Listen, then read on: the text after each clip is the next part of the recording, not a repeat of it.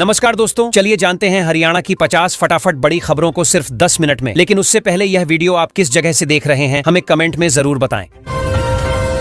अब जमीन जायदाद के चक्कर में लोगों को दफ्तरों के चक्कर नहीं लगाने पड़ेंगे। सरकार ने साफ संदेश दिया है। हरियाणा सरकार पेंडिंग म्यूटेशन मामलों को तेजी से निपटाने के लिए विशेष अभियान चला रही है। तहसील स्तर पर निगरानी बढ़ाई जा रही है। समय सीमा तय होगी और लापरवाही पर कार्रवाई भी की जाएगी।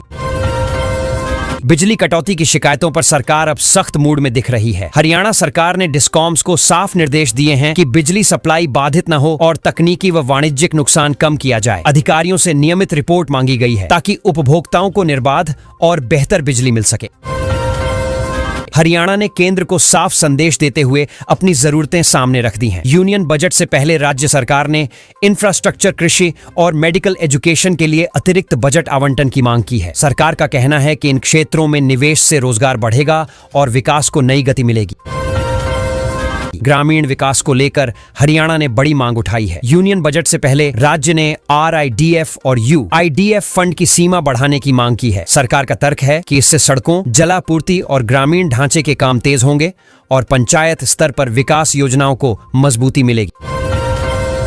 हरियाणा में मनरेगा को लेकर चल रही चर्चाओं पर अब सफाई सामने आई है। बीजेपी प्रदेश अध्यक्ष ने कहा कि बदलाव मजदूरों के हित में है और काम के अवसर कम नहीं होंगे। सरकार का दावा है कि पारदर्शिता बढ़ेगी, फर्जीवाड़ा रुकेगा और सही लोगों तक रोजगार योजना का लाभ पहुंचेगा। हरियाणा ऊर्जा क्षेत्र में बड़ा आर्थिक कदम उठाने की तैयारी में है। HPGCL ने वित्त वर्ष 2026-27 के लिए 1960 करोड़ रुपए की जनरेशन टैरिफ की मांग की है। कंपनी का कहना है कि बढ़ती लागत और उत्पादन सुधार के लिए यह जरूरी है, जिससे भविष्य में बिजली आपूर्ति स्थिर बनी रहे। सूरज की ताकत में हरियाणा लगातार आगे बढ़ रहा है। कुरुक्षेत्र जिला सोलर एनर्जी रैंकिंग में पूरे प्रदेश में टॉप पर पहुंच गया है। सरकारी इमारतों, स्कूलों और संस्थानों में सोलर प्रोजेक्ट तेजी से लगे हैं, जिससे बिजली खर्च घटा है और पर्यावरण संरक्षण को भी मजबूती मिली है। सरकारी भर्तियों का इंतजार कर रहे युवाओं के लिए राहत की खबर है। HPSC ने वर्ष 2026 का एग्जाम कैलेंडर जारी कर दिया है। जनवरी महीने में कई बड़े नोटिफिकेशन आने की संभावना है। आयोग ने उम्मीदवारों से तैयारी तेज रखने और आधिकारिक वेबसाइट पर नजर बनाए रखने को कहा है। पुलिस भर्ती का सपना देख रहे युवाओं के लिए बड़ी अपडेट सामने आई है। हरियाणा पुलिस कांस्टेबल भर्ती 2026 के तहत 5500 पदों पर आवेदन प्रक्रिया शुरू हो सकती है। विभागीय स्तर पर तैयारियां पूरी बताई जा रही हैं, जिससे लंबे समय से इंतजार कर रहे उम्मीदवारों को मौका मिलने वाला है। सरकारी नौकरी की तैयारी कर रहे अभ्यर्थियों के लिए एक और खबर आई है। HSCC ने ग्रुप C मेंस परीक्षा 2026 के लिए 3112 पदों का नोटिफिकेशन जारी कर दिया है। आयोग ने पात्रता परीक्षा प्रक्रिया और चयन नियमों की जानकारी वेबसाइट पर उपलब्ध करा दी है। राज्य की राजनीति में आज हलचल रहने वाली है। मुख्यमंत्री नायब सिंह सैनी समराला में रैली करेंगे और इसके बाद गुरुद्वारे में मत्था टेकेंगे। इसे सियासी और सामाजिक संतुलन के संदेश के तौर पर देखा जा रहा है। पार्टी कार्यकर्ताओं में कार्यक्रम को लेकर खासा उत्साह है। नगर निकाय चुनावों से पहले सियासी पारा चढ़ता दिख रहा है। हरियाणा बीजेपी ने अपनी रणनीति तेज कर दी है और विपक्ष के आरोपों का जवाब आक्रामक तरीके से दे रही है। पार्टी का फोकस संगठन मजबूत करने, सरकार की उपलब्धियां गिनाने और जमीनी स्तर पर संपर्क बढ़ाने पर है। हरियाणा की राजनीति में प्रशासनिक स्तर पर भी हलचल के संकेत हैं। राज्य की अफसरशाही में जल्द बड़े बदलाव हो सकते हैं। कई जिलों में अधिकारियों के तबादले और नई जिम्मेदारियों की चर्चा तेज है। माना जा रहा है कि सरकार प्रशासनिक कामकाज को और चुस्त करने की तैयारी में है। न्यायिक ढांचे को लेकर हरियाणा के लिए अहम संकेत मिला है। CJI ने हांसी को जिला दर्जा मिलने पर बधाई दी और वहां सेशंस डिवीजन बनाने का आश्वासन दिया। इससे स्थानीय लोगों को न्यायिक कार्यों में सहूलियत मिलेगी और केसों के निपटारे की रफ्तार तेज होगी। किसानों से जुड़ा मामला फिर गर्मा गया है। BKU चारुनी ने धान खरीद घोटाले की CBI जांच की मांग की है। संगठन का कहना है कि बिना निष्पक्ष जांच सच्चाई सामने नहीं आएगी। किसान नेताओं ने चेतावनी दी है कि मांग न मानी गई तो आंदोलन तेज किया जाएगा। नशे के खिलाफ कार्रवाई में हरियाणा ने सख्त रुख दिखाया है। वर्ष 2025 में NDPS एक्ट के तहत रिकॉर्ड 6801 लोगों की गिरफ्तारी हुई है। यह अब तक का सबसे बड़ा आंकड़ा बताया जा रहा है। पुलिस का दावा है कि ड्रग नेटवर्क तोड़ने के लिए अभियान लगातार जारी रहेगा। अपराध के एक गंभीर मामले में रेवाड़ी से चौंकाने वाली खबर आई है। जूनियर हॉकी कोच को नाबालिग छात्रा के साथ दुष्कर्म के आरोप में गिरफ्तार किया गया है। पुलिस ने जांच तेज कर दी है और संबंधित संस्थानों की भूमिका की भी जांच की जा रही है।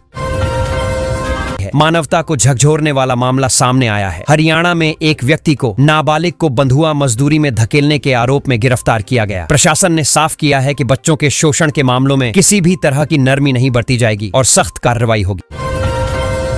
नूंह जिले में खेल मैदान हिंसा का अखाड़ा बन गया। क्रिकेट मैच के दौरान हुए विवाद में पत्थरबाजी हुई, जिसमें कई लोग घायल हो गए। पुलिस ने मौके से 9 आरोपियों को गिरफ्तार किया है। इलाके में तनाव को देखते हुए अतिरिक्त सुरक्षा बल तैनात किए गए हैं।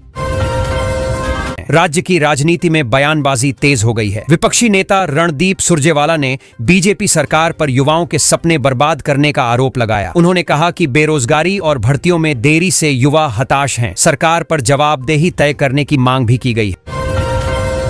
ठंड ने हरियाणा में लोगों की मुश्किलें बढ़ा दी हैं। प्रदेश के 17 जिलों में शीतलहर का अलर्ट जारी किया गया है। मौसम विभाग के अनुसार अगले कुछ दिनों में राहत की संभावना कम है। प्रशासन ने बुजुर्गों और बच्चों को विशेष सावधानी बरतने की सलाह दी है। उत्तर भारत में मौसम का असर साफ दिख रहा है। पंजाब, हरियाणा और दिल्ली एनसीआर में सुबह और रात के समय घना कोहरा छाने की संभावना जताई गई है। दृश्यता कम होने से यातायात प्रभावित हो सकता है। वाहन चालकों को धीमी गति और सावधानी से चलने की सलाह दी गई है। कड़ाके की ठंड का असर स्कूलों पर भी पड़ रहा है। दिल्ली, एनसीआर और हरियाणा के कई इलाकों में शीतलहर के कारण स्कूल बंद रहने की खबरें सामने आई हैं। अभिभावकों को स्थानीय प्रशासन और स्कूल प्रबंधन के निर्देशों पर ध्यान देने को कहा गया है। हरियाणा के कई इलाकों में ठंड और कोहरे ने जनजीवन प्रभावित कर दिया है। सुबह के समय सड़कों पर आवाजाही कम दिख रही है। स्वास्थ्य विभाग ने लोगों को गर्म कपड़े पहनने, अनावश्यक बाहर न निकलने और बुजुर्गों का विशेष ध्यान रखने की सलाह दी है। हरियाणा सरकार की जी राम जी योजना को लेकर विपक्ष द्वारा उठाए गए सवालों पर मंत्री ओपी धनखड़ ने जवाब दिया। उन्होंने कहा कि यह योजना गरीब और जरूरतमंद वर्ग के लिए बनाई गई है। सरकार का उद्देश्य अंतिम व्यक्ति तक योजनाओं का लाभ पहुंचाना है और भ्रम फैलाने की कोशिश गलत है।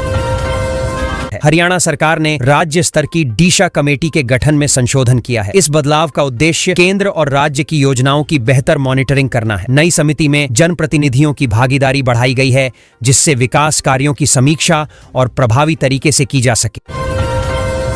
मुख्यमंत्री नायब सिंह सैनी ने विकास कार्यों को लेकर अधिकारियों को स्पष्ट निर्देश दिए। उन्होंने कहा कि सड़क, बिजली, पानी और शिक्षा से जुड़े कार्यों में किसी भी प्रकार की लापरवाही बर्दाश्त नहीं की जाएगी। सरकार का फोकस समयबद्ध और गुणवत्तापूर्ण विकास पर है। हरियाणा में प्री बजट चर्चा का आयोजन फरीदाबाद में किया गया। इसमें उद्योग, व्यापार, शिक्षा और सामाजिक संगठनों के प्रतिनिधियों ने भाग लिया। लोगों से बजट के लिए सुझाव लिए गए ताकि जनहित से जुड़े मुद्दों को आगामी बजट में प्राथमिकता दी जा सके। हरियाणा सरकार की विभिन्न विभागीय शाखाओं में नए सरकारी सर्कुलर जारी किए गए हैं। इन सर्कुलरों में प्रशासनिक सुधार, कर्मचारियों की जिम्मेदारी और योजनाओं के क्रियान्वयन से जुड़े निर्देश शामिल हैं। सरकार का उद्देश्य सिस्टम को अधिक पारदर्शी और जवाबदेह बनाना है। शिक्षा विभाग ने ईडुसेट टेलीकास्ट का शेड्यूल 12 से 18 जनवरी तक के लिए जारी किया है। इसके तहत छात्रों को टीवी और डिजिटल माध्यम से पढ़ाई कराई जाएगी। इसका उद्देश्य शीतलहर के दौरान पढ़ाई को बाधित होने से बचाना है। स्कूल शिक्षा विभाग ने MIS पोर्टल दोबारा खोल दिया है। शिक्षक अपनी शैक्षणिक योग्यता से जुड़ी जानकारी अपडेट कर सकेंगे। विभाग ने स्पष्ट किया कि यह प्रक्रिया अनिवार्य है और समय पर अपडेट न करने पर आगे दिक्कत हो सकती है। शिक्षा विभाग ने PGT शिक्षकों के लिए अंतरिम व्यवस्था को लेकर एडवाइजरी जारी की है। इसमें स्कूलों में शिक्षण व्यवस्था सुचारू बनाए रखने के निर्देश दिए गए हैं। विभाग का कहना है कि छात्रों की पढ़ाई किसी भी स्थिति में प्रभावित नहीं होनी चाहिए। हरियाणा स्टाफ सिलेक्शन कमीशन ने CET ग्रुप C मेंस भर्ती 2026 का नोटिफिकेशन जारी किया है। कुल 3112 पदों पर भर्ती होगी। आवेदन प्रक्रिया 2 फरवरी से शुरू होगी। अभ्यर्थियों में इस घोषणा के बाद उत्साह देखने को मिल रहा है। फरीदाबाद में वायु गुणवत्ता सूचकांक 300 के पार पहुंच गया है। जहरीली हवा के कारण लोगों को सांस लेने में परेशानी हो रही है। स्वास्थ्य विभाग ने अस्थमा और दिल के मरीजों को बाहर निकलने से बचने की सलाह दी है। हरियाणा के कई जिलों में घना कोहरा और शीतलहर के कारण रेल और सड़क यातायात प्रभावित हुआ है। सुबह के समय दृश्यता बेहद कम रही। प्रशासन ने यात्रियों से अनावश्यक यात्रा टालने और सुरक्षा नियमों का पालन करने की अपील की है। है। रेवाड़ी में चोरों ने एक ही रात में 18 दुकानों के ताले तोड़ दिए। चोर लाखों रुपए का सामान और नकदी लेकर फरार हो गए। पुलिस ने इलाके में नाकाबंदी कर जांच शुरू कर दी है और सीसीटीवी फुटेज खंगाले जा रहे हैं। सोनीपत में चौकीदार हत्याकांड का पुलिस ने खुलासा कर दिया है। जांच में सामने आया है कि मृतक की पत्नी और उसके प्रेमी ने मिलकर हत्या की थी। दोनों आरोपियों को गिरफ्तार कर लिया गया है और पूछताछ जारी है। अंबाला में तेज रफ्तार कार ने सड़क पार कर रही महिला को टक्कर मार दी। महिला को करीब 20 फुट तक घसीटा गया, जिससे उसकी मौके पर ही मौत हो गई। पुलिस ने आरोपी चालक को हिरासत में लेकर जांच शुरू की है। फतेहाबाद में एक पति ने शराब के नशे में अपनी पत्नी के अपहरण की झूठी सूचना पुलिस को दी। जांच में मामला झूठा पाया गया। पुलिस ने आरोपी के खिलाफ मामला दर्ज कर उसे चेतावनी दी है।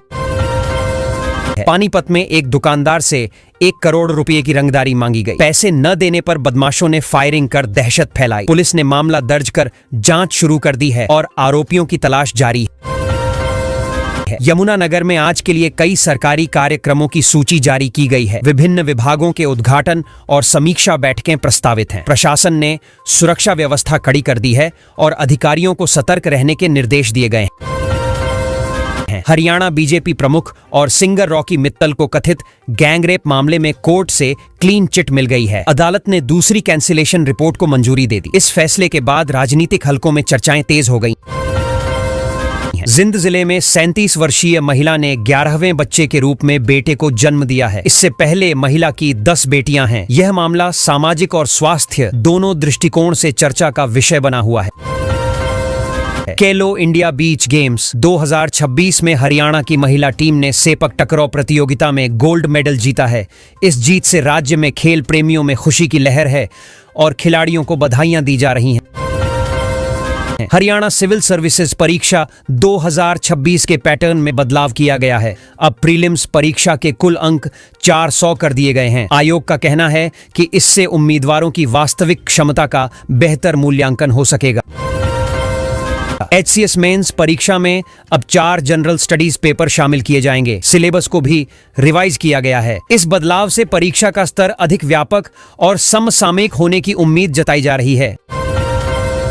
हरियाणा में होमगार्ड भर्ती को लेकर आयु सीमा में छूट दी गई है। यह छूट पुरुष और महिला दोनों उम्मीदवारों को मिलेगी। सरकार का उद्देश्य अधिक से अधिक युवाओं को रोजगार का अवसर प्रदान करना है। मुख्यमंत्री नायब सिंह सैनी ने सोनीपत जिले की पहली मानव विकास रिपोर्ट 2026 जारी की। इस रिपोर्ट में शिक्षा, स्वास्थ्य और जीवन स्तर से जुड़े आंकड़े शामिल हैं। सरकार ने इसे भविष्य की योजनाओं के लिए महत्वपूर्ण दस्तावेज बताया। हरियाणा सरकार ने आयुष्मान भारत योजना में हो रहे फर्जीवाड़े को रोकने के लिए बड़ा फैसला लिया है। अब ICU में भर्ती मरीजों के इलाज की CCTV फुटेज मांगी जाएगी। सरकार का कहना है कि इससे अनावश्यक भर्ती, गलत बिलिंग और मरीजों के नाम पर किए जा रहे घोटालों पर नियंत्रण लगाया जा सकेगा।